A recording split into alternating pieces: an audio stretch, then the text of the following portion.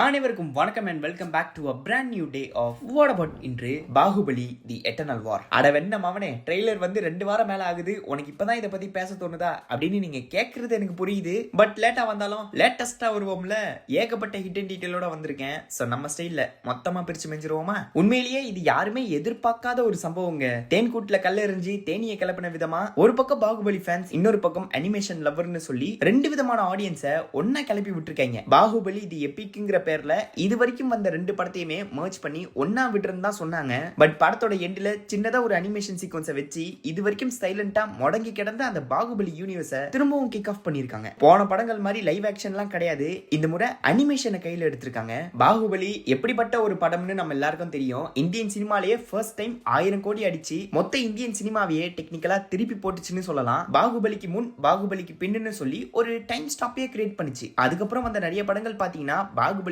அந்த இம்பாக்ட் கண்டிப்பா இருந்திருக்கும். ஒரே அடியா படத்தை எடுத்து அதை 2 பார்ட்டா ரிலீஸ் பண்ணது பேன் இந்தியானா என்ன, விஎஃப்எக்ஸ்க்கு எந்த அளவுக்கு முக்கியத்துவம் கொடுக்கணும், படம் பார்க்கும்போது ஒவ்வொரு சீனுமே பார்த்து ஸ்தம்பிக்கிற அளவுக்கு பயங்கரமான குவாலிட்டியில ஒரு அவுட்புட் கொடுத்திருப்பாங்க. இந்த மாதிரி எக்கச்சக்கமா சொல்லிக்கிட்டே போகலாம். அந்த அளவுக்கு ஒரு அட்டகாசமான படம். அப்படிப்பட்ட ஒரு படத்துக்கு இப்போ ஒரு ஸ்பின் ஆஃப் எடுக்க போறாங்க, அதுவும் அனிமேஷன்ல. இந்த அனிமேஷன்ங்கிறது பாகுபலிக்கு புதுசெல்லாம் கிடையாது, ஏற்கனவே கை வந்த கலை தான், ரொம்ப காலமாவே போய்கிட்டு இருக்கு. பாகுபலி தி லாஸ்ட் லெஜெண்ட்னு சொல்லி ஒரு அனிமேட்டட் சீரிஸ் இருக்கு.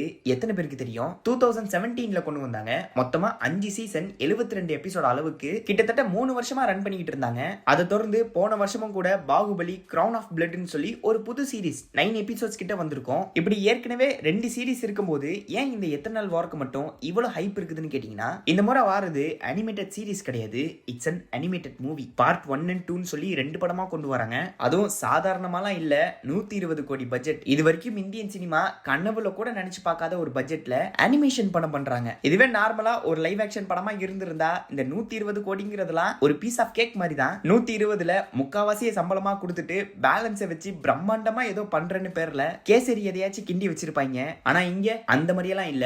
படத்தோட மொத்த பட்ஜெட் 120 கோடியுமே அனிமேஷனுக்கு மட்டுமே ஒதுக்கி இருக்காங்க. இதுவே போதுங்க இந்த படத்தோட ஹைப்பை எங்கேயே கொண்டு போறதுக்கு. பார்ட் 2க்கும் சேர்த்து 120 இல்ல பார்ட் 1 மட்டுமே 120 தெரியல. ஆனா என்ன இருந்தாலும் அந்த அனிமேஷன் கண்டிப்பா நல்லா இருக்கும்னு எதிர்பார்க்கலாம். ஈவன் இப்ப வந்து அந்த 2 மினிட்ஸ் டீசர் கட்லயே பாத்தீங்கன்னா அனிமேஷன் சும்மா அல்டிமேட்டா இருக்கு. உலகத்தர அனிமேஷனோடய போட்டி போடுற அளவுக்கு அந்த குவாலிட்டியை நல்லாவே புஷ் பண்ணியிருக்காங்க. ஏற்கனவே சொன்ன மாதிரி ஆர்கேன் ஸ்டைல் ஆஃப் அனிமேஷனை தான் யூஸ் பண்ணியிருக்காங்க. இந்த 2D and 3D அனிமேஷனை மிக்ஸ் பண்ண ஒரு கலவை மாதிரி ஒரு டிஃப்ரெண்டான ஸ்டைலிஸ்டிக் அப்ரோச்சா தான் இருக்கும். சம்டைம்ஸ் பார்க்கும்போது ஒரு விதமான ஆயில் பெயிண்டிங் டச் நீங்க உணர்வீங்க. இதுக்கு முன்னாடி வந்த 2 சீரிஸுமே பாத்தீங்கன்னா 2D அனிமேஷனா தான் இருக்கும். ஓடிடிக்காகவே எடுக்கப்பட்ட சீரிஸ்ங்கிறனால ரொம்ப கம்மி பட்ஜெட்ல தான் பண்ணியிருப்பாங்க. அண்ட் ஆல்சோ அதோட அனிமேஷன் குவாலிட்டியுமே அந்த அளவுக்கு இருந்திருக்காது. அது ஒரு டிராபேக்கா தான் அமைஞ்சுது. ஈவன் அதோட ஸ்டோரியுமே கூட ஒரு ப்ரீக்வல் கான்செப்ட், காலக்கேயர்களுக்கும் முன்னாடி நடக்கிற ஒரு கதைக்களமா தான் இருக்கும். சிம்பிளா ஒரு ஃப்ரெஷ்ஷான ஸ்டோரினே சொல்லலாம். பட் ஆக்சுவலா அந்த சீரிஸ் எதுவும் அந்த அளவுக்கு ஒர்க் ஆகாம போனதுக்கு காரணம் பாகுபலிங்கிற பேர்ல அந்த கேரக்டர்ஸை வச்சு ஒரு சீரிஸ் பண்ணுவோமேன்னு சொல்லி பண்ண மாதிரி தான் இருக்கும். மற்றபடி பாகுபலியோட அந்த ஆக்சுவல் கான்செப்ட், முக்கியமா அவங்க சொல்ல வந்த அந்த எமோஷன்ஸ் எதையுமே இவங்க ஹேண்டில் பண்ணியிருக்க மாட்டாங்க. புதுசா சொல்றங்கிற பேர்ல ஒரு பிளாட்டான ஸ்டோரியா தான் பிரசன்ட் பண்ணிருப்பாங்க. சோ பாகுபலியோட அந்த கனெக்டிவிட்டிங்கிறது இங்க கொஞ்சம் மிஸ் ஆகும். கதை எங்கெங்கேயோ தட்டு தடுமாறி போறத நம்மளால ஈஸியா நோட் பண்ண முடியும். அண்ட் ஆல்சோ அனிமேட்டட் சீரிஸா கொடுத்தனால அந்த அளவுக்கு ஒரு ரீச் கிடைக்கலன்னு சொல்லலாம். பட் இந்த எட்டர்னல் வார்ஸ் பாத்தீங்கன்னா 120 கோடி பட்ஜெட், குவாலிட்டியான அனிமேஷன்ங்கிறதெல்லாம் தாண்டி பாகுபலியோட அந்த ஆக்சுவல் கோர் பாயிண்ட், விச் மீன் அந்த ஸ்பிரிச்சுவல் கனெக்டை இவங்க கையில் எடுத்திருக்காங்க. பாகுபலி என்னதான் அது ஒரு பீரியாடிக் கதையா காட்டப்பட்டிருந்தாலும் அதுக்குள்ள ஒரு ஸ்பிரிச்சுவல் கனெக்ட் இருக்கும். படத்தோட ஒரு மிகப்பெரிய எமோஷனல் கனெக்டே அதுதான். ஆனா அந்த படம் ஃபுல்லாவே இன்டைரக்டா தான் அப்ரோச் பண்ணிருப்பாங்க.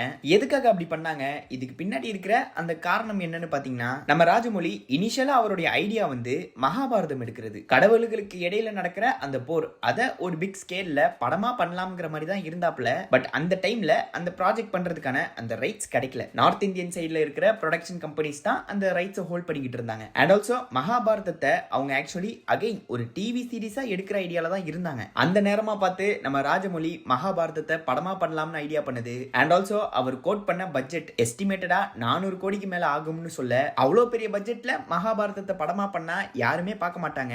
ஆடியன்ஸ் அதை மோஸ்ட்லி டிவி சீரிஸா தான் விரும்புவாங்கங்கறனால மகாபாரதம்ங்கிற அந்த ஐடியாவே அங்கேயே கைவிடப்பட்டுருச்சு. அடுத்த கட்டத்துக்கு நகரவே இல்ல. லேட்டர் நம்ம ராஜமௌலி, கொய்யால உங்களுக்கு மகாபாரதம் தானடா பிரச்சனை, இப்ப பாருங்கடா நான் புதுசா ஒரு கதையோட வரேன்னு சொல்லி மகாபாரதத்தை ஒரு ஒரு இன்ஸ்பிரேஷனா எடுத்து அதுல இருக்கிற மெயின் கான்செப்ட், கடவுள்களுக்கு இடையில நடக்கிற அந்த சண்டை, ராஜ்யம், அதுக்கு பின்னாடி இருக்கிற அந்த சூழ்ச்சி, ஃபீமேல் கேரக்டர்ஸ் அதுக்குள்ள எப்படி இன்வால்வ் ஆகுதுங்கிற மாதிரியான கதையோட அந்த மெயின் பிளாட்டை மையமா வச்சு அதுக்கு மேல அவரோட கற்பனைகளை லேயருக்கு மேல லேயரா அடுக்கி இருக்கிற எல்லா கன்வென்ஷனல் ட்ராப்ஸையும் உடைச்சி ஒரு ஃபிக்ஷனல் ஸ்டோரியா தான் அப்ரோச் பண்ணியிருப்பாரு. பட் டெக்னிக்கலா பாத்தீங்கன்னா மகாபாரதத்தை இன்டைரக்டா சொல்ற மாதிரி தான் இருக்கும். ஆரம்பத்துல பார்ட் 1 பார்க்கும்போது யாருக்குமே அந்த அளவுக்கு புரியல. பார்ட் 2 பார்த்ததுக்கு அப்புறம் தான் இது மகாபாரதம்ங்கிறதே புரிஞ்சுக்கிட்டாங்க. லிட்டரலி தலைவன் என்ன நினைச்சாரோ அதை சிறப்பா பண்ணிட்டாப்புல.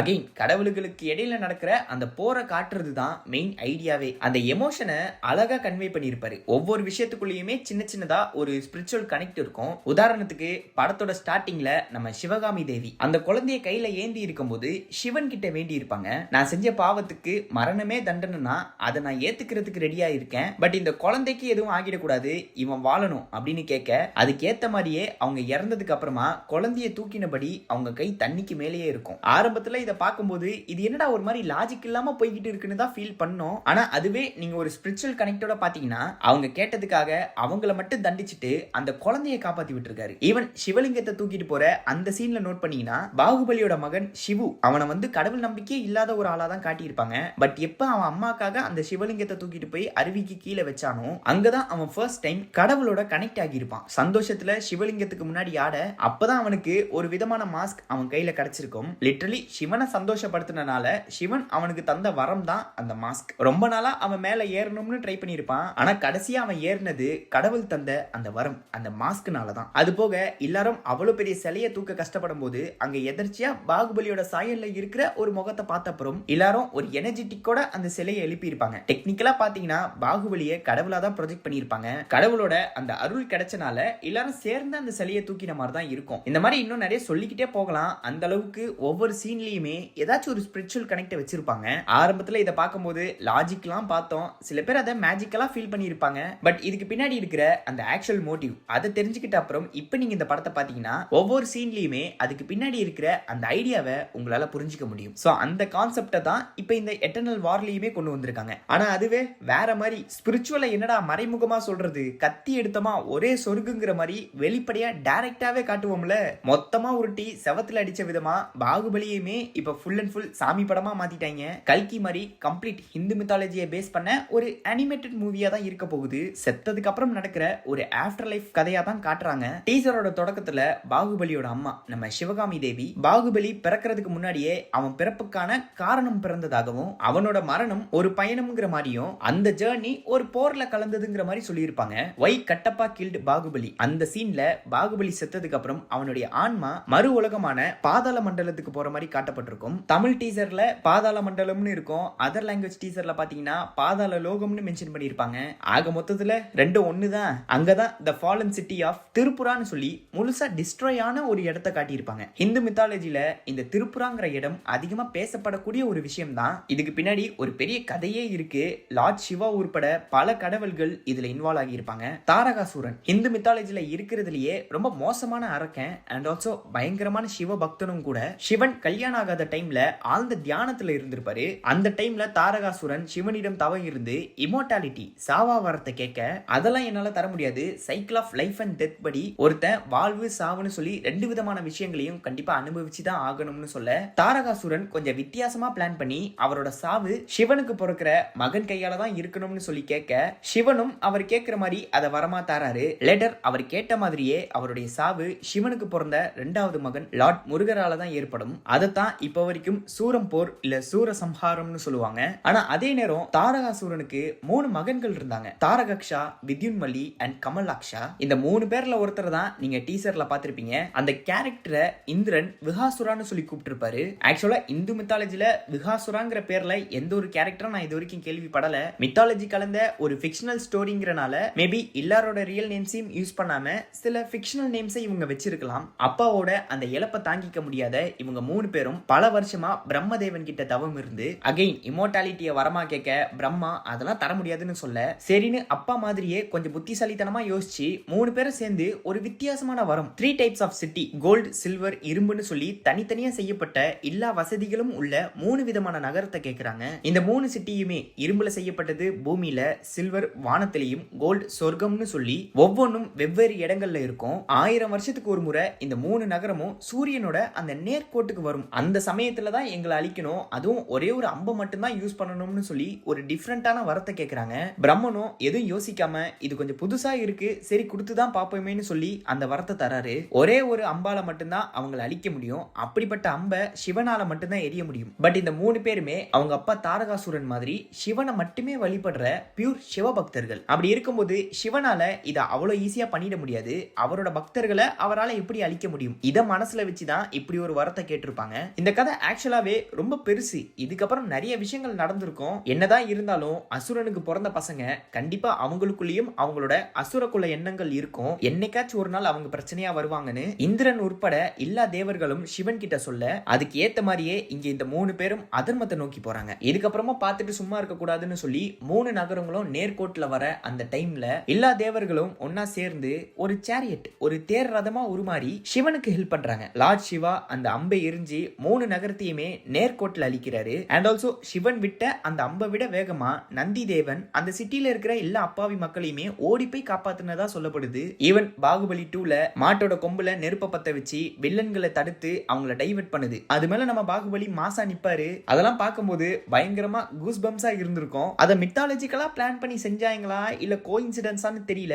பட் ஒரு நல்ல கனெக்டிவிட்டி. ஈவன் இப்ப வந்த வாரணாசி டீசர்லயுமே நம்ம பாப் கையில திரிசூலத்தோட நந்தி மேல வராப்புல நம்ம ராஜமௌலி அந்த மித்தாலஜியை சூப்பராகவே கையாளுறாருங்க. சோ ஒரு பக்கம் எல்லா தேவர்களும் அந்த அசுர குலத்தையும் அவங்களோட திருப்புராவை அழிச்சதுக்கு சந்தோஷப்பட, இன்னொரு பக்கம் சிவன் அந்த நகரங்களை அழிச்சதுக்கு வருத்தப்படுவாரு. பிகாஸ் அந்த 3 சிட்டியுமே உருவாக்குனது மாயா அசுரா. இந்து மித்தாலஜில இருக்கிறதுலே ஒரு மிகப்பெரிய ஆர்கிடெக்ட் அண்ட் பயங்கரமான சிவபக்தனும் கூட.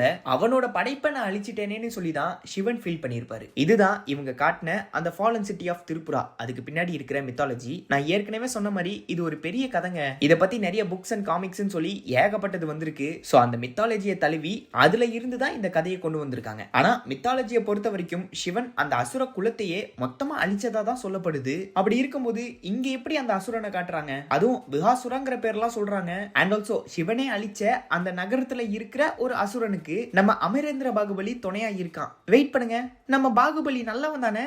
ஒட்டுமொத்த படத்திலயுமே அந்த ஒரு கேரக்டர் தான் இருக்கிறதுலயே ஒரு மிகப்பெரிய இன்னசென்ட்டான கேரக்டரா இருக்கும். அவரை சுத்தி இருக்கிறவங்க எல்லாம் அவருக்கு எதிராக சூழ்ச்சி பண்ணாலும் அதெல்லாம் பார்க்காம அவங்க மேல அன்பை மட்டுமே செலுத்தக்கூடிய ஒரு கேரக்டர். கடவுளுங்கிறதெல்லாம் தாண்டி மகாபாரதம் அதை இன்ஸ்பயர் பண்றனாலேயே பாகுபலிய டெக்னிக்கலா கர்ணனா தான் ப்ரொஜெக்ட் பண்ணுவாங்க. கர்ணனோட சாவுக்கு பின்னாடி நிறைய சூழ்ச்சிகள் இருந்துச்சு. சோ அதே மாதிரியான ஒரு டெத்தை தான் அமரேந்திர பாகுபலிக்குமே கொடுத்திருப்பாங்க. தான் ரொம்ப பாசமா கண்மூடித்தனமா நம்புற அம்மா சிவகாமி தேவி அண்ட் மாமா கட்டப்பா. கடைசியில இவங்க 2 பேருமே அவன் சாவுக்கு காரணமா இருக்காங்கன்னு தெரிஞ்சதுக்கு அப்புறமும் கூட அவங்க மேல அன்பை மட்டுமே காட்டுவான். ஒரு துளி கோவம் இருந்திருக்காது. கட்டப்பா கிட்ட அம்மா ஜாக்கிரதைன்னு சொல்லிட்டு தான் சாவான். அந்த அளவுக்கு ரொம்ப நல்லவன். மேபி அதுதான் அவனை வேற ஒரு ரியாலிட்டிக்குள்ள கொண்டு போனதுக்கான காரணமா இருக்கும்னு நினைக்கிறேன். பட் அவ்வளோ நல்லவனா இருக்கிறவன் எதுக்கு அசுரன் பக்கம் நிக்கிறான்? எனக்கு தெரிஞ்சு இதுலயும் அவங்க கர்ணனோட கனெக்ட தான் கொடுக்க பாக்குறாங்க.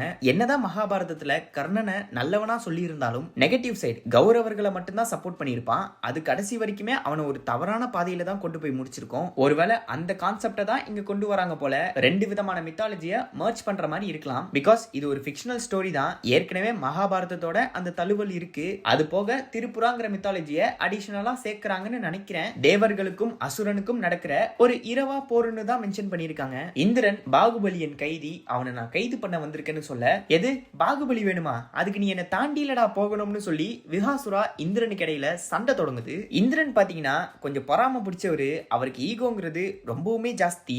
எந்த ஒரு நல்ல விஷயமா இருந்தாலும் அது அவரோட தலைமையில நடக்கணும்னு தான் எதிர்பார்ப்பாரு. குத்துக்கலாட்டம் நான் இங்க இருக்கும்போது நீ எப்படிடா மேல வரலாம்ங்கிற அளவுக்கு யோசிக்கக்கூடிய ஒரு ஆள். யாராச்சும் பல வருஷமா தவம் இருந்து ஒரு வரத்தை வாங்குறாங்கன்னா எங்க நம்மளை தாண்டி மேல வந்துருவாங்களோ அப்படின்னு யோசிப்பாரு. ஈவன் நான் ஏற்கனவே சொன்ன மாதிரி தாரகாசுரனோட 3 பசங்க எப்ப பிரம்மன் கிட்ட அந்த வரத்தை வாங்கினாங்களோ அப்பயே இந்திரனோட அந்த ஈகோ ட்ரிகர் ஆகியிருக்கும். திருப்புராவை அழிக்கிறதுக்கு சிவபெருமான் கிட்ட போய் கேட்ட அத்தனை தேவர்கள்ல இந்திரனும் ஒருத்தர். அவரோட தலைமையில தான் சிவன் கிட்டே போய் பேசியிருப்பாங்க. சோ அதனாலதான் இந்த சீன்ல இவங்க 2 பேருக்குள்ளேயும் சண்டை வருது. அதுலயும் விஹாசுரா ரிவெஞ்சுக்காக தான் சண்டை போட்டிருப்பான். என்னதான் லார்ட் சிவா திருப்புராவை அழிச்சிருந்தாலும் கொய்யால அதை அழிக்க சொல்லி கேட்டது நீங்க தானே. அதனாலதான் கடவுளுக்கும் அசுரனுக்கும்ங்கிற மாதிரி இல்லாம தேவர்களுக்கும் அசுரனுக்கு மட்டுமே நடக்கிற ஒரு போருங்கிற மாதிரி சொல்லியிருப்பாங்க. அந்த ஆக்ஷன் சீக்வன்ஸே பாக்குறதுக்கு அல்டிமேட்டா இருந்துச்சு. சண்டையில விஹாசுராவோட அந்த மொத்த டீமோன் பவரையுமே எஸ்டாப்ளிஷ் எஸ்டாப்ளிஷ் பண்ணியிருப்பாங்க. இன்னொரு பக்கம் நம்ம அமரேந்திர பாகுபலி அவருடைய ஆன்மா முழு சிவபக்தனா மாறி ஒரு பெரிய சிவலிங்கத்துக்கு முன்னாடி சிவதாண்டம் ஆடிக்கிட்டு இருக்காரு. சிவனோட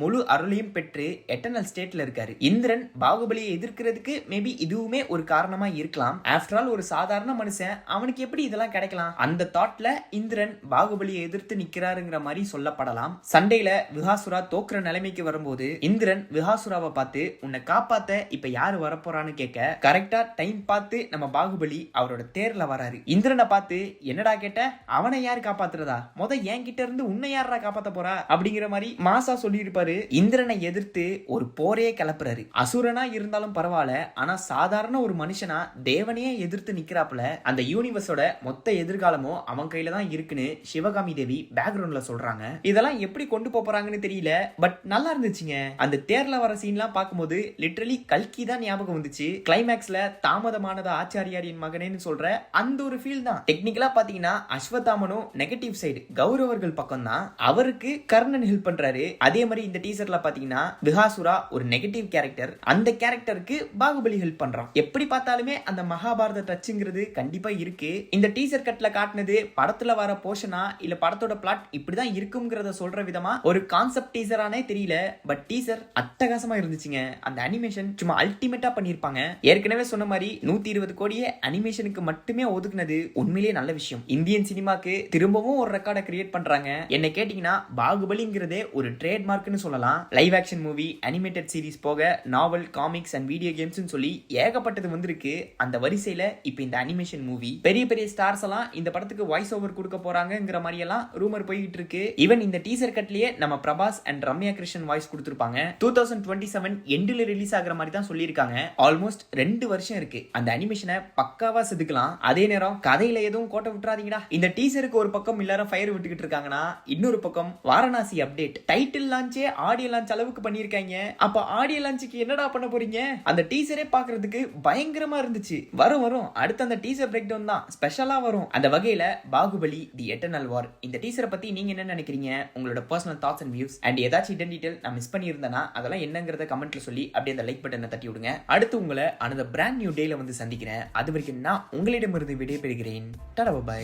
See you.